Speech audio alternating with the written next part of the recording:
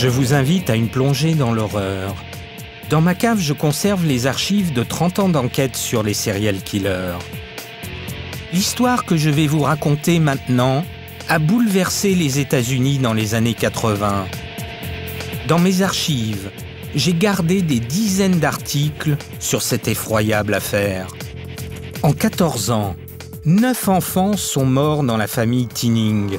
La mère, Mary Beth, aurait tué 8 d'entre eux de ses propres mains. Mais faute de preuves, elle n'a été condamnée que pour un seul crime.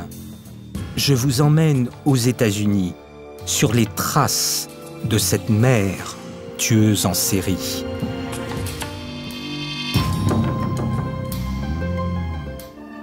« 19 décembre 1985. Dans cette modeste maison de la commune d'Albany, dans l'État de New York, la famille Tinning s'apprête à passer les fêtes de Noël en famille. Joe Tinning, le père, est ouvrier. Mary Beth, sa femme, est mère au foyer.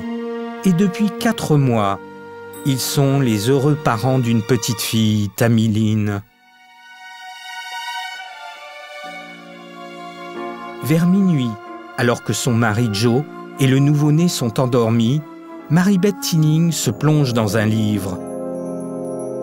Mais quelques minutes plus tard, sa lecture est interrompue par les pleurs du bébé.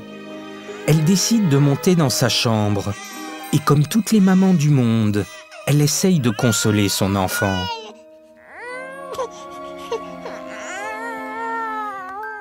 Mais Tammy Lynn continue de crier. La mère est à bout de nerfs. Mary Beth Tinning va alors commettre l'impensable.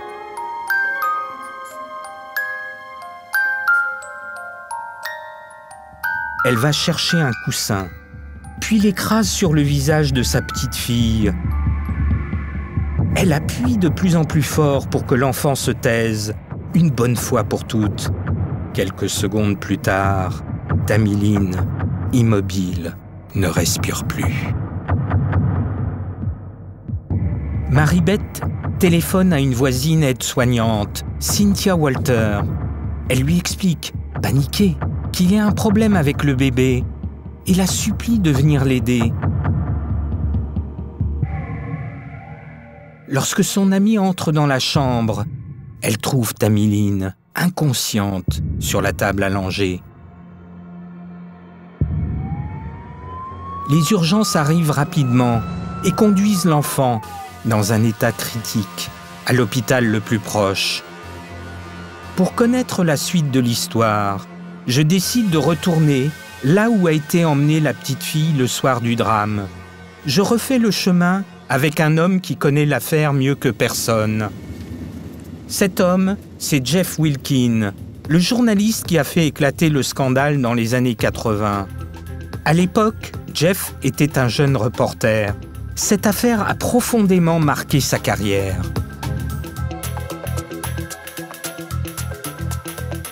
So that's the place?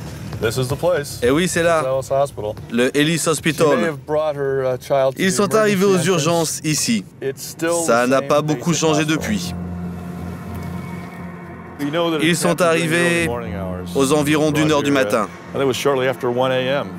Tammy Lynn était-elle encore vivante? I believe she was Non, pronounced je ne dead crois at the pas. hospital. En tout cas, c'est à l'hôpital qu'elle a été officiellement déclarée morte. D'emblée, cette mort paraît suspecte aux médecins de l'hôpital. Quelques jours plus tard, le rapport d'autopsie de Tammy Lynn conclut qu'il ne s'agit pas d'une mort naturelle. Le bébé a été étouffé. Très vite, on suspecte la mère, car elle a déjà perdu plusieurs enfants dans des conditions douteuses. Quelques jours plus tard, elle est arrêtée pour le meurtre de son bébé. Mary Beth Tinning, 43 ans, a été arrêtée ce matin pour le meurtre de sa fille, Tammy Lynn Tinning. Mais ce que les enquêteurs vont découvrir ensuite fait froid dans le dos. Derrière cette maman blonde se cache peut-être la pire tueuse en série que l'Amérique ait jamais connue. Car avant la mort de Tammy Lynn, Marie-Beth a déjà perdu 8 enfants. Jennifer, Joseph, Barbara et Timothy, mais aussi Nathan, Marie-Frances, Jonathan et Michael. Mais qui est vraiment cette femme? Un monstre? Une mère sans cœur? Mais surtout, comment expliquer que ni les médecins, ni son mari n'aient jamais rien suspecté? Tout commence en 1972. Marie-Beth Tinning est la maman de 2 enfants en parfaite santé. Joseph, 2 ans, et Barbara, 4 ans. Cette année-là, elle donne naissance à un 3e enfant, une petite fille, Jennifer. Mais la petite meurt au bout de 8 jours d'une méningite foudroyante. 2 semaines seulement après la mort du bébé, en janvier 1972, Marie-Beth Tinning se rend aux urgences. Joseph ne respire plus. Les médecins ne peuvent rien faire. Le petit garçon est déjà mort. Personne ne sait exactement de quoi. Et 6 semaines plus tard seulement, Marie-Beth retourne aux urgences. Cette fois-ci avec sa fille de 4 ans, Barbara. La fillette meurt à l'hôpital quelques heures plus tard. Les médecins évoquent une maladie génétique rare, sans chercher plus loin. En 3 mois seulement, le couple Tinning a enterré ses 3 enfants. À partir de 1972, les enfants de Marie-Beth Tinning ont commencé à défiler aux urgences. Ils arrivaient dans un état critique. Parfois, on arrivait à les réanimer, mais ils revenaient toujours quelques heures plus tard, et cette fois, ils ne respiraient plus. Tous les enfants étaient alors déclarés morts. En 14 ans, le couple Tinning voit mourir 9 enfants en tout. Il faudra attendre l'arrestation de Marie-Beth Tinning en 1986 pour que cette série noire s'arrête enfin et que des psychiatres l'expertisent. Il conclut que la mère de famille est atteinte d'une maladie grave, le syndrome de Munchausen par procuration. Pour comprendre en quoi consiste cette pathologie, Sophie Marino. Oui, tout à fait. je m'adresse à une femme qui a traité de nombreux cas de mères tueuses. Sophie Marinopoulos est psychiatre. Elle a étudié de près le profil de Marie-Beth Tinning. Dans le syndrome de Munchausen, au moment du passage à l'acte de la mère, on voit un besoin de contrôle, comme une toute-puissance qui s'acte dans la vie et la mort de cet enfant.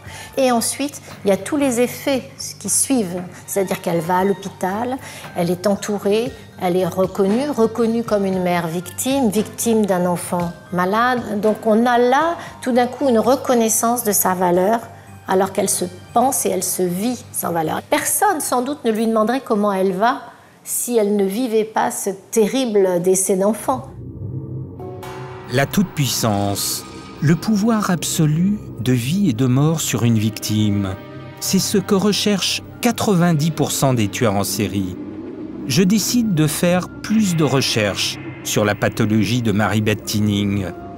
Et ce que je découvre dépasse l'entendement. Ces mères de famille rendent délibérément leur enfant malade avant de les conduire à l'hôpital. Si elles leur font du mal, c'est parce qu'elles ont besoin d'apitoyer leur entourage pour se sentir exister. Mais certaines mères finissent par tuer leur enfant, comme Marie-Beth, et elle va pousser le vice encore plus loin. Le lendemain de la mort de Timothy, son 4e enfant, Marie-Beth organise chez elle un salon de thé où elle papote joyeusement avec de nombreux amis. Comme si rien ne s'était passé, elle recommencera par la suite au décès de chacun de ses enfants. Je n'arrive pas à comprendre comment cette mère censée être en deuil peut avoir la légèreté d'organiser une fête chez elle. Là, elle peut retrouver une place, retrouver une capacité à faire et à être, surtout. Elle est une femme reconnue qui peut inviter, qui peut s'entourer. Elle ne sait pas le faire tant qu'elle n'est pas passée à l'acte, ce qui est quand même terrifiant. Une question me hante. Comment peut-on avoir besoin d'attirer l'attention au point de tuer son propre enfant? Et pourquoi Marie-Beth est-elle si dépendante du regard des autres? Par expérience, je sais que c'est dans l'enfance des tueurs en série qu'il faut chercher pour cerner leur profil et comprendre leurs crimes. Je sais que Marie-Beth a grandi avec son frère dans l'État de New York, à Duanesburg. Elle est issue de la classe moyenne. Son père est technicien à la General Electric. Sa mère est une femme au foyer très effacée. La criminologue Corinne Herman a étudié la vie de Marie-Beth dans les moindres détails. Et selon elle, son enfance cache un terrible secret. Marie-Beth Tinning, lors de son enfance, a été maltraitée par son père. Il la battait, il l'enfermait dans un placard. Elle est restée très marquée par cette enfance violente de maltraitance. Et elle en parlera, elle en fera part lors de son procès. Elle essaiera de se défendre en parlant justement de cette souffrance. Mais il y a autre chose de déterminant dans la vie de Marie-Beth Tinning. En 1965, à l'âge de 22 ans, elle épouse Joe Tinning. Comme le père de Marie-Beth, Joe est ouvrier à la General Electric. Elle quitte tout pour le suivre et arrête ses études. En fait, Marie-Beth le vit très mal.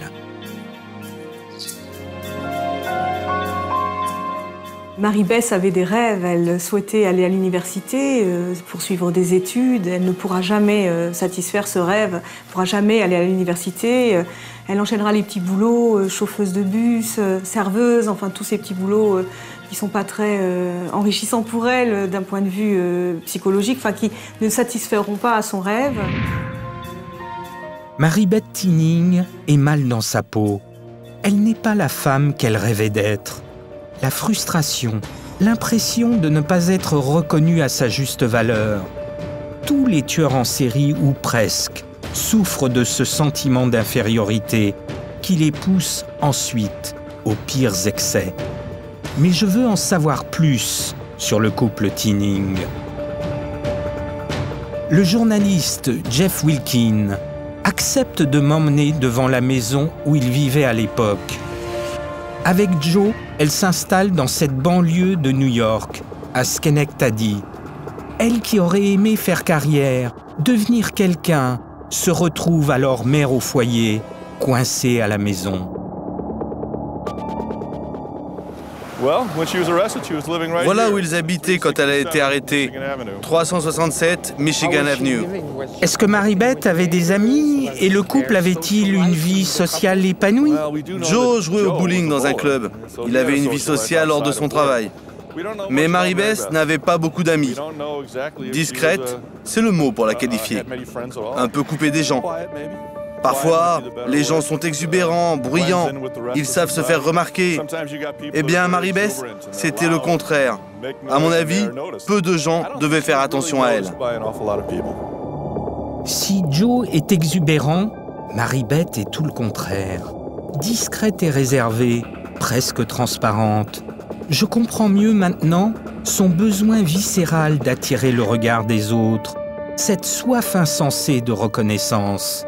Au cours de mes précédentes enquêtes, j'ai remarqué qu'avant le tout premier passage à l'acte d'un tueur, il y avait souvent un événement déclencheur dans leur vie, une épreuve violente qui les fait passer de l'autre côté.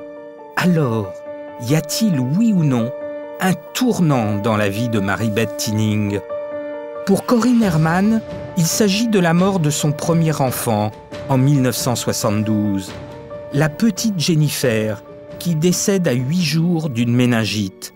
C'est à ce moment-là que tout s'effondre dans la tête de Marie-Beth Tinning. Il y aura un premier enfant qui décède, une petite fille qui décède à l'hôpital et elle va être plainte pour ce décès. On va s'occuper d'elle, on va s'occuper de cette maman qui a subi finalement l'innommable. Cette maman qui a subi l'innommable, c'est la perte d'un enfant. Et puis, elle se rend compte qu'elle attire toute l'attention à ce moment-là, qu'elle est protégée, qu'elle est peut-être choyée. Tout le monde s'occupe d'elle. C'est le contraire de son enfance où elle a été maltraitée. Et donc, finalement, ça peut devenir un moyen d'être protégée par ses proches, d'être le centre de l'attention et de l'amour de tout le monde. Jennifer meurt de cause naturelle, d'une méningite foudroyante à l'hôpital. Marie-Beth ne l'a pas tuée. Mais c'est à sa mort que tout bascule, car elle prend goût à l'intérêt qu'elle suscite chez les autres. Grâce à cette épreuve, cette mère, qui s'est toujours trouvée inutile et insignifiante, se sent enfin exister dans le regard de son entourage. Et pour que ce sentiment dure le plus longtemps possible, Marie-Beth Tinning n'aura aucune limite. En me promenant dans les allées du cimetière, où sont enterrés tous les enfants Tinning, mon sang se glace. 9 tombes en tout, 9 petits cercueils recouverts d'une bien triste plaque. En l'espace de 14 ans, Marie-Beth et Joe Tinning ont enterré 9 enfants, dont 8 dans des circonstances bien mystérieuses. Une question m'obsède. Comment est-il possible que les médecins n'aient jamais suspecté cette mère?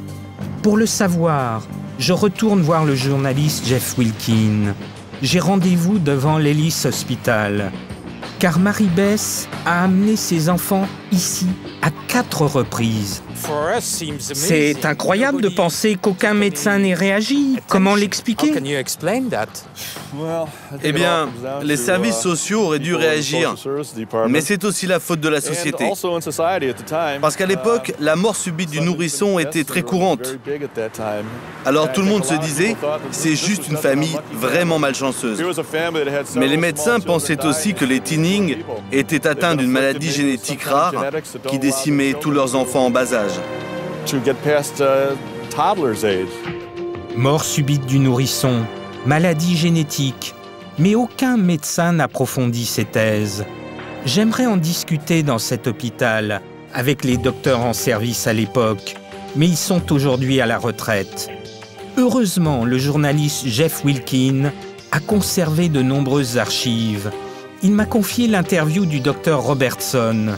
Ce médecin a autopsié 4 des enfants de Marie-Beth sans jamais rien noter d'anormal. Il s'en voudra jusqu'à la fin de ses jours. Et ce qu'il raconte aux journalistes américains qui mènent l'entretien en dit long. Lorsqu'une mère passe la porte des urgences avec son enfant à l'agonie dans ses bras, la première chose que vous vous dites, c'est « Oh mon Dieu, pauvre femme !» et pas du tout que cet enfant a été maltraité. Mais attendez, 9 enfants sont morts. On s'attend à ce que quelqu'un réagisse quand même. Bien sûr, il y a une faille dans le système. C'est facile de regarder en arrière maintenant et de dire qu'on a fait une erreur. Mais même sans regarder en arrière, c'est vrai, on a fait une erreur. Mais alors, la faute à qui? À moi en partie. Énormément même. Mais si les médecins n'ont rien vu, les services sociaux vont faire bien pire. Alors qu'en 1978, Marie-Beth a déjà enterré 5 enfants, l'administration est assez négligente pour lui accorder le droit d'adopter un bébé, le petit Michael. Mais au même moment, Marie-Beth retombe enceinte. Pourtant, elle veut garder les 2, car plus Marie-Beth a d'enfants, plus elle a de possibilités d'attirer l'attention sur elle. En octobre 1978, elle accouche d'une petite fille, Marie-Frances. La petite meurt 4 mois plus tard. Il ne reste que Michael. Alors que les enfants naturels des Tinning décèdent les uns après les autres, il est le seul à échapper à la malédiction. Mais plus pour longtemps. Car en 1981, à l'âge de 3 ans, Michael meurt à son tour, soi-disant d'une pneumonie. Au moment de l'affaire, entre 1972 et 1985, les gens croyaient à la thèse de la maladie génétique. Mais quand l'enfant adopté est mort à son tour, tout le monde s'est mis à suspecter la mère. À la mort de Michael, l'enfant adopté, la piste génétique ne tient plus la route. La mort subite du nourrisson, encore moins. Mais un autre élément va éveiller les soupçons. Alors que Michael agonise, Marie-Beth attend pendant plusieurs heures l'ouverture du cabinet de son pédiatre, au lieu de se rendre directement aux urgences. Une réaction invraisemblable pour une mère qui veut sauver son fils. Mais si elle fait ce choix, c'est parce qu'elle sait qu'en allant au même hôpital, elle risque cette fois-ci d'être démasquée. Comme la plupart des tueurs en série que j'ai rencontrés, Mary Beth a tenté de brouiller les pistes. Pourtant, il faudra encore attendre 4 ans, à la mort de son dernier enfant, Tammy Lynn, pour qu'elle soit enfin arrêtée. C'est l'histoire que je vous ai racontée au début de cette enquête. Mais une question me taraude. Pendant toutes ces années, comment est-il possible que Joe, le mari de Mary Beth, n'ait rien vu? Est-il, oui ou non, le complice dans cette affaire sordide? Les proches, les maris de ces tueuses, comme les épouses des tueurs en série, très souvent n'ont rien vu. On se pose la question, on se demande pourquoi, mais c'est difficile d'imaginer que son proche puisse être un tueur de vos enfants. Ça n'est pas possible. Donc ça paraît assez normal que les proches, au départ, n'aient pas de suspicion. Elles vont peut-être se construire, mais c'est difficile d'accuser sa femme d'avoir tué ses enfants. Le 4 février 1986, Mary Beth Tinning, 44 ans, est enfin arrêtée. À l'époque, l'affaire crée un véritable scandale. La mère infanticide terrifie l'Amérique. Mary Beth Tinning fait les gros titres de tous les journaux. On raconte qu'elle a tué ses 9 enfants de ses mains. À Schenectady, la commune où vit le couple Tinning, tout le monde se rejette la faute. Ses proches, ses médecins, mais aussi les services sociaux. Le journaliste Jeff Wilkin se souvient parfaitement de l'ambiance chaotique qui régnait au moment de l'arrestation. Quand le scandale a éclaté, tout le monde en parlait.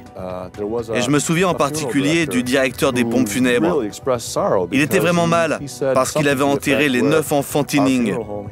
Il s'en voulait vraiment de ne jamais s'être douté de quelque chose, de ne pas avoir réalisé qu'il s'agissait d'un drame. Et beaucoup de gens se sont dit comme lui, « Mon Dieu, qu'est-ce qu'on aurait pu faire? Et pourquoi n'a-t-on rien vu ?» Mais le mal est fait. Pendant son interrogatoire, Mary Beth Tinning prononce ces mots énigmatiques aux enquêteurs. « Je les ai étouffés parce que je ne suis pas une bonne mère. » Elle avoue avoir assassiné Tammy Lynn et 2 autres de ses enfants, puis se rétracte. Je décide d'aller rencontrer le seul homme qui ait osé défendre la mère tueuse à l'époque, son avocat, Paul Callahan. Stéphane Bourgoin, Paris. Je veux savoir pourquoi elle n'a pas été inquiétée pour les meurtres de ses autres enfants. Elle a avoué sous la pression, sous la menace de la police. Ils l'ont forcée à reconnaître ses crimes, mais ils n'avaient pas de preuves, à part son témoignage et le fait que les enfants soient morts, bien sûr. C'est pour ça qu'ils n'ont pas pu aller plus loin, pas d'autres preuves que ce témoignage et le fait que les enfants soient morts.